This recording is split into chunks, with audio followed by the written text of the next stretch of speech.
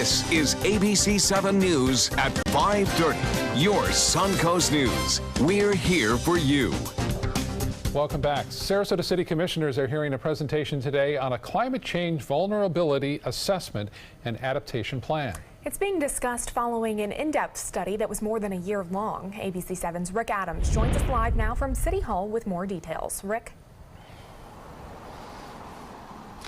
Yeah, guys, they were just talking about this a few minutes ago. It is an issue that's very important to the city. The study did determine that 80 different points in the city could be vulnerable to climate problems. And today, commissioners did give some very important input on the study.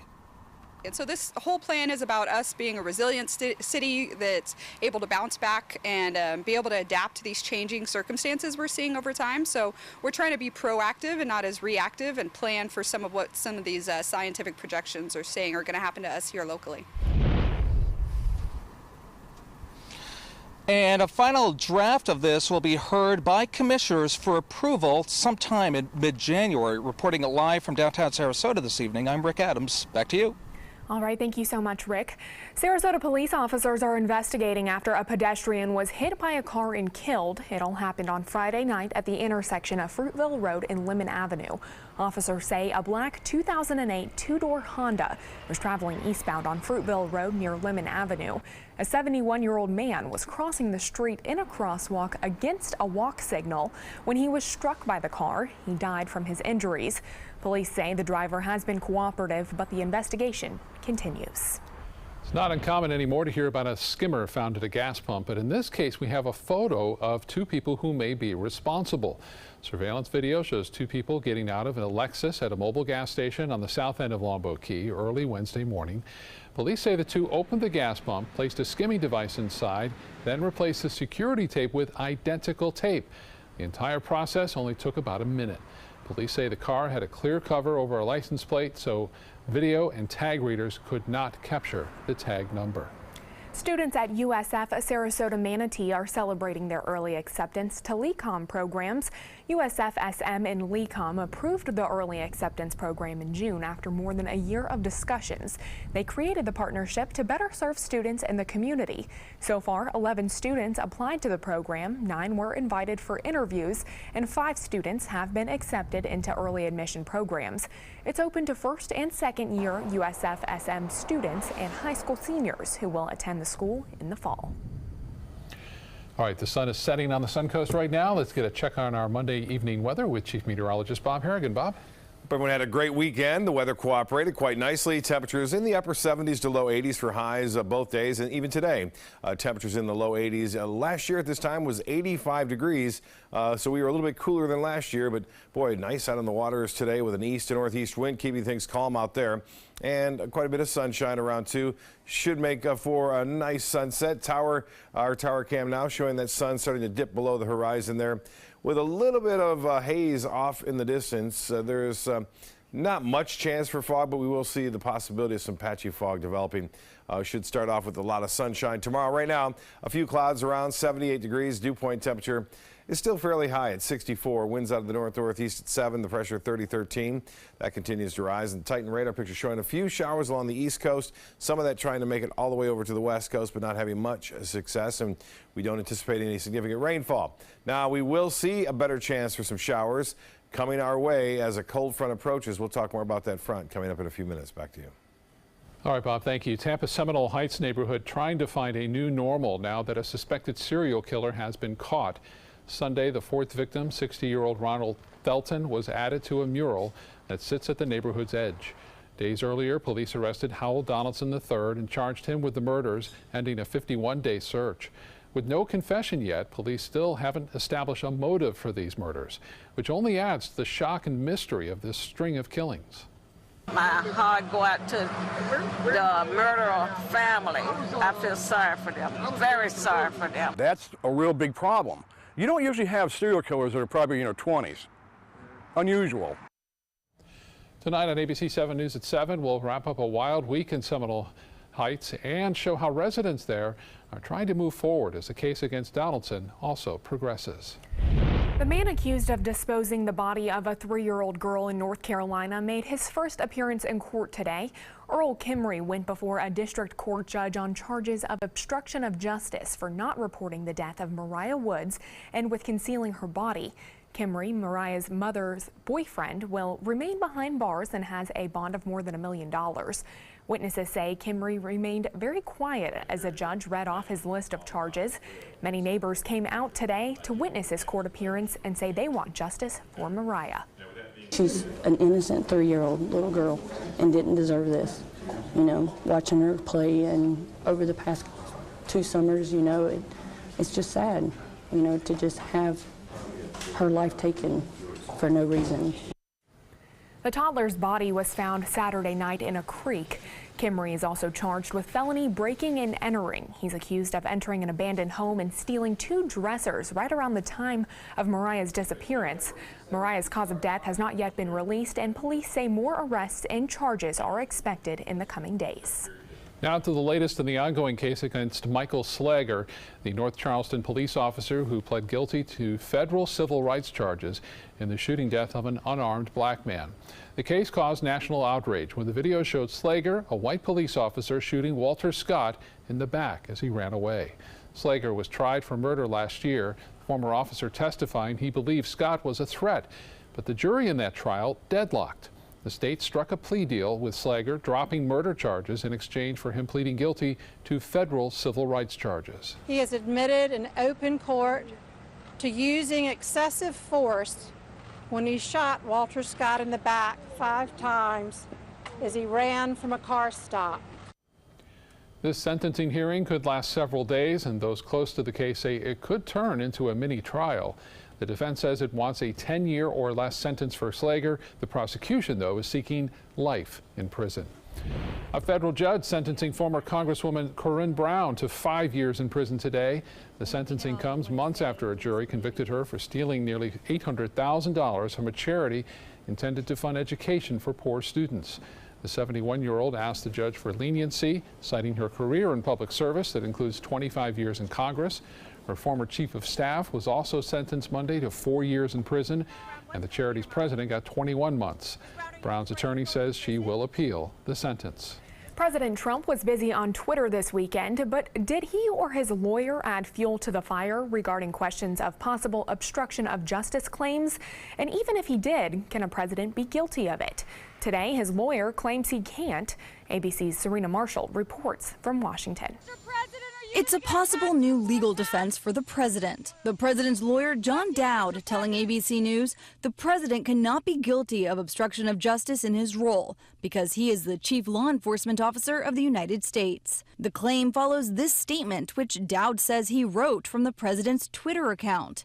I had to fire General Flynn because he lied to the vice president and the FBI. That led to speculation the president was admitting he knew Flynn lied to the FBI before he allegedly tried to get then FBI Director James Comey to go easy on Flynn. Understood him to be saying that what he wanted me to do was drop any investigation connected to Flynn's account of his conversations with the Russians. Multiple legal experts disagree with the president's lawyer, saying a president can obstruct justice. But it's not the first time the president or those connected to him claimed as president some laws don't apply to him. Speaking to the New York Times last year, the president-elect said keeping his businesses wasn't a conflict of interest. He told the New York Times last year the law's totally on my side, meaning the president can't have a conflict of interest.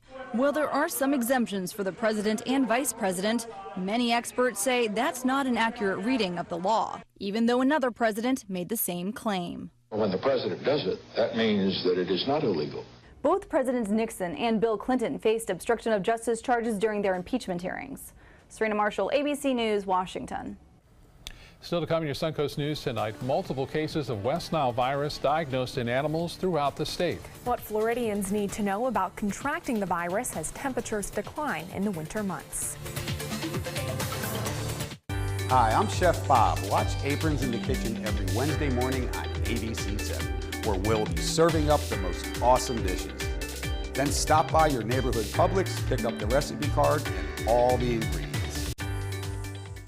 During the past 10 years, Tidewell Hospice volunteers have provided more than 1 million hours of service. They sit with patients, giving caregivers a break. They work in offices. They take their furry friends on pet therapy visits. They even clown around. Every task performed by a volunteer makes a difference in the lives of our patients and their families. Join Tidewell's volunteer team. They're truly one in a million. Tidewell Hospice. It's more than you think. Need more space in your place? The More Space Place can help with Murphy beds that disappear to reveal a home office, living room, or den. Custom closets with designated areas for your shoes, bags, wardrobe, and accessories. Custom-built entertainment centers, garage storage systems, and more. The More Space Place has 3 showrooms next to Sonny's on US 41 South in Sarasota, on Lakewood Ranch Boulevard just south of State Route 64 in Bradenton, and on Tamiami Trail next to Panera Bread in Port Charlotte. Put more space in your place at the More Space Place. Naomi, my California closet designer, has been my partner in crime. She was genuinely fun to work with. We have had a ball collaborating on the 8 units that we have done in our home. The closets in the house are great, but the den is what everyone comments on when they walk in the house. And it's so beautiful. They say, whoa, who did that? And I said, it's California Closets. My name is Melissa, and this is my California Closet story. Are you currently on Medicare? In other words, do you carry the red, white, and blue Medicare card? If so, are you suffering from chronic back pain? If you answered yes, you may be eligible for a pain-relieving back brace covered by Medicare at little to no cost, shipped directly to your home for free. These medical-grade back braces are ideal for lower back pain, arthritis, spinal disorders, and other chronic back problems. Will you qualify for a medical-grade back brace? Call Back Brace America at 1-800-683-9262. Let me introduce you to the ultimate Florida window.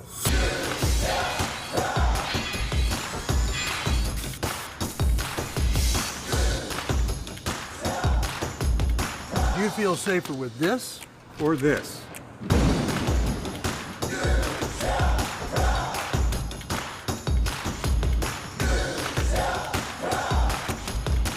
You'll be proud too. Buy more, save more. Volume discounts on 4 or more windows.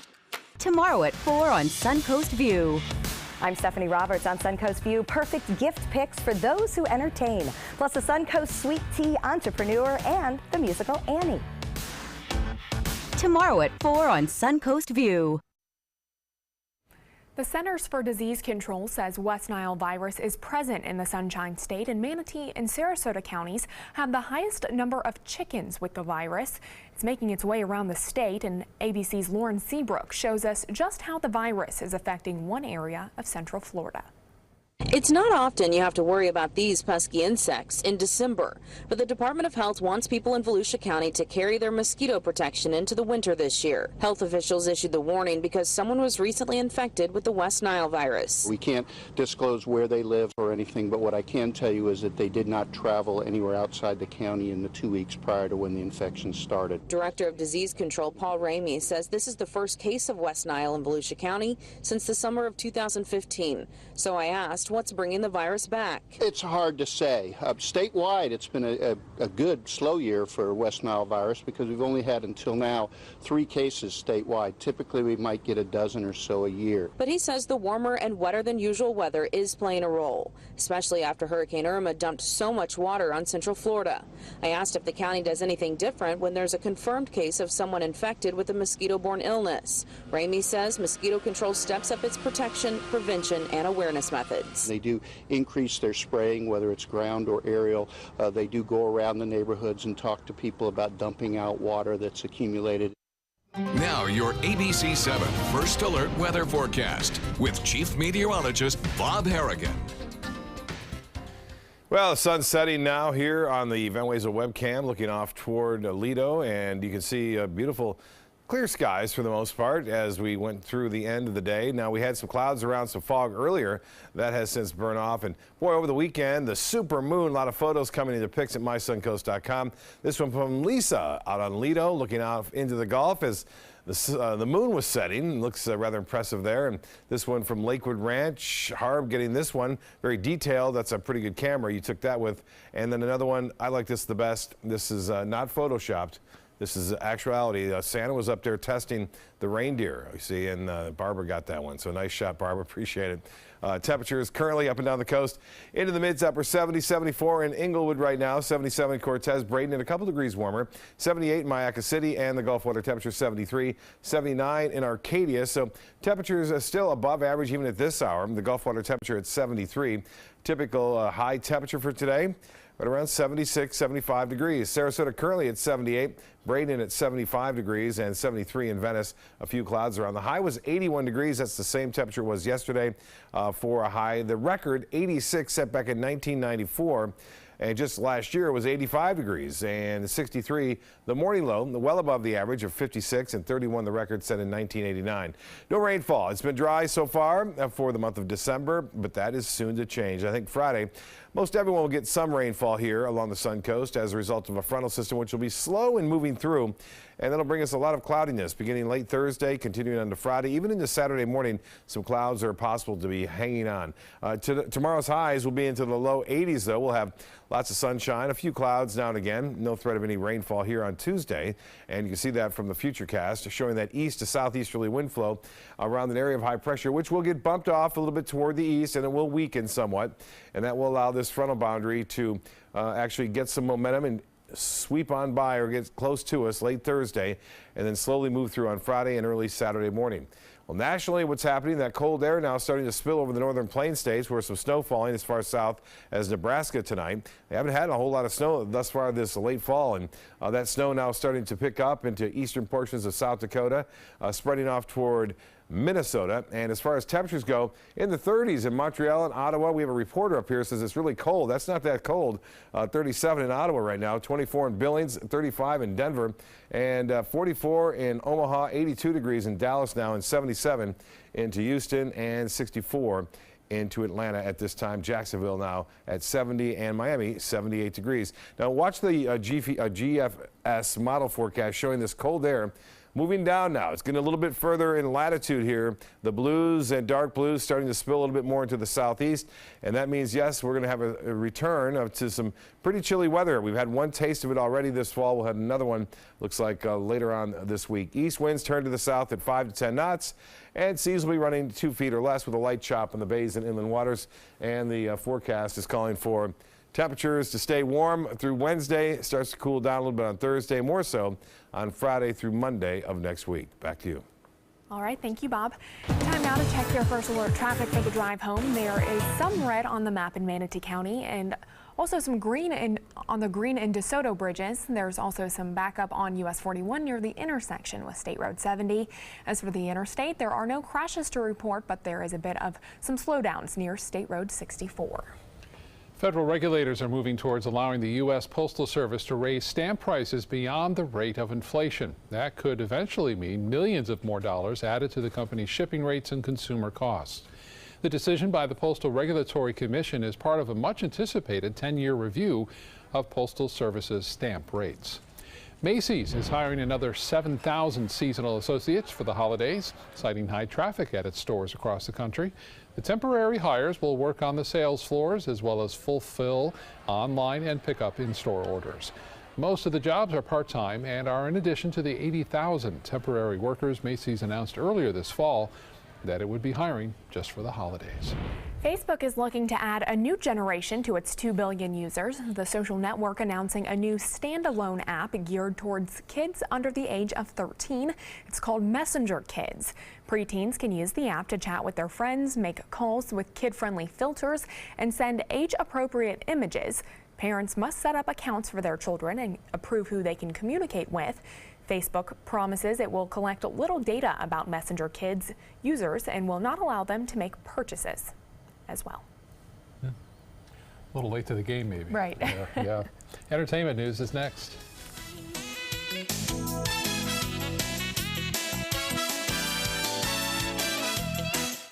It's the holiday sales event here at Alex Karras Lincoln. Drive a brand new 2017 Lincoln MKX Sport Utility for $349 per month, or Lincoln's flagship, the 2017 Continental, for $449 per month. We have a great selection of certified pre-owned Lincolns. These vehicles have warranties up to 100,000 miles and come with complimentary roadside assistance. Alex Karras Lincoln, affordable luxury. Winner of the prestigious 2015 President's Award, serving Florida's Sun Coast since 1978. We are located 2 miles north of the Sarasota-Bradenton Airport on US 41. The perfect musical for the holidays is live on the Players Center stage. Packed with the big band sounds from World War II, the 1940s Radio Hour is our boogie-woogie bugle boy answer to the holiday blues. Call the Players Center at 365-2494 or visit us at theplayers.org. The Players Wild Broadway series wishes you a Merry Christmas with the 1940s Radio Hour. Credit card debt can ruin your life. If you owe $10,000 and minimum payments are siphoning away your paycheck each month, you can get debt-free in less time than you think. I've paid $800 a month for the past 3 years and haven't changed the balance on my credit card. Get debt-free now has a program to reduce your debt, stop the harassing phone calls, avoid financial ruin, and settle for less than you owe. I feel like a huge weight has been lifted off my shoulders. You're pre-approved for our special hardship program if you owe $10,000 or more.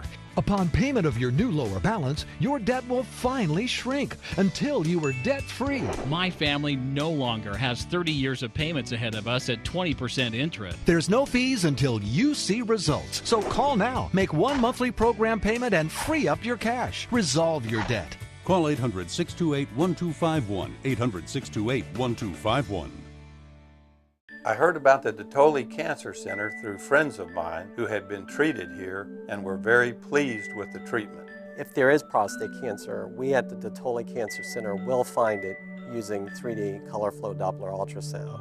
And that helped precisely identify where my cancer was and some additional cancers that were not found during the biopsy. I would recommend the Dotoli Cancer Center. As a group of human beings, they are unbelievably great. Serving part-time as a soldier in the Army National Guard can give you a head start on your career. Gain practical experience with technology and equipment to get an edge in the civilian world. Learn about the paid training and career opportunities available to you at NationalGuard.com.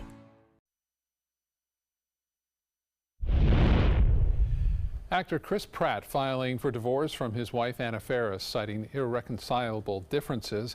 The couple had been married for 8 years. Pratt, best known for his Guardians of the Galaxy role, filed divorce documents Friday. He's seeking joint custody of their 5-year-old son, Jack. Colin Kaepernick surprised attendees at an ACLU dinner Sunday when he showed up to accept an award.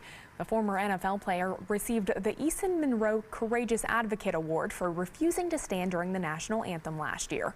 His protest inspired many other athletes to do the same. Kaepernick told attendees he knew the risks involved. We all have an obligation, no matter the risk and regardless of reward, to stand up for our fellow men and women who are being oppressed, with the understanding that human rights cannot be compromised. The 30-year-old opted out of his contract with the San Francisco 49ers in March and became a free agent. However, no other team has picked him up. Sports Illustrated will present Kaepernick with the Muhammad Ali Legacy Award tomorrow. Kaepernick was also announced today as one of 10 candidates for Time's Person of the Year for 2017. Lin-Manuel Miranda is going to be a father once again. The Tony Award-winning creator of Hamilton revealed yesterday that he and his wife, Vanessa Nadal, are expecting their second child. He made the announcement on Twitter after posting pictures of the couple from the London Evening Standard Theatre Awards. A curious fan had noticed his wife looked a bit pregnant and asked if she was. The excited Miranda tweeted back in response. Manuel married Nadal, a scientist and an attorney, in 2010. They are also parents to a 3-year-old son, Sebastian. So big congratulations to them. Absolutely. All right, we'll be right back with more news and your forecast for the coming week. Some big changes at the end of the week. Stay with us.